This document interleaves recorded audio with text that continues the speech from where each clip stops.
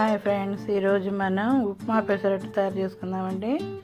ఎలా తయారు చేయాలో ఏమేమి కావాలో ఇప్పుడు చూద్దాం.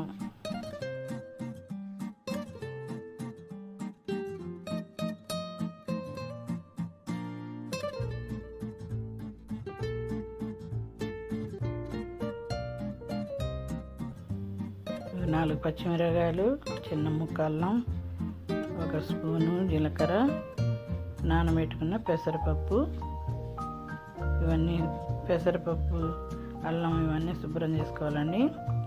శుభ్రం చేసుకొని ఇలా కొంచెం ఉప్పు కలుపుకొని మిక్సీ పట్టుకోవాలి. అల్లం సన్న సన్న ముక్కలుగా తరిగి వేసుకోవాలి. అల్లం మిరపకాయలు రెండు కూడా ఇలా రుబ్బుకున్న దాంట్లో జీలకర్ర ఒక స్పూన్ కలుపుకొని పక్కన పెట్టుకోవాలి. మినప్పప్పు, పచ్చెనగపప్పు, ఆవాలు, జీలకర్ర, కరివేపాకు, జీడిపప్పు, ఏరుశనగపప్పు, ఉల్లిపాయ, మిరపకాయలు, కరివేపాకు, పచ్చిమిరపకాయలు, అల్లం, ఉల్లిపాయ ఇవన్నీ మనకు కావాల్సినవన్నీ. ఇప్పుడు బాండి పొయ్యి మీద పెట్టుకొని కొద్దిగా ఆయిల్ వేసుకొని అందులో తిరగమాత గింజలు, ఎండుమిరపకాయ, పచ్చిమిరపకాయ, అల్లం ఇవన్నీ ముక్కలు చేసుకొని జీడిపప్పు ఇవన్నీ వేసుకోవాలండి. ఇవన్నీ వేసుకొని ఎర్రగా వచ్చే వరకు వేయించుకున్న తర్వాత 2 గ్లాసులు నీళ్లు పోసుకొని అందులో కొద్దిగా ఉప్పేసి నీళ్లు మరగనివ్వాలండి.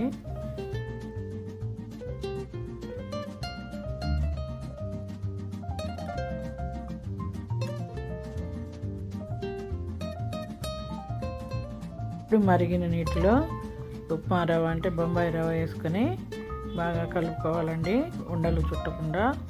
ఇలా బాగా కలిపిన తర్వాత దింపుకోవడమే.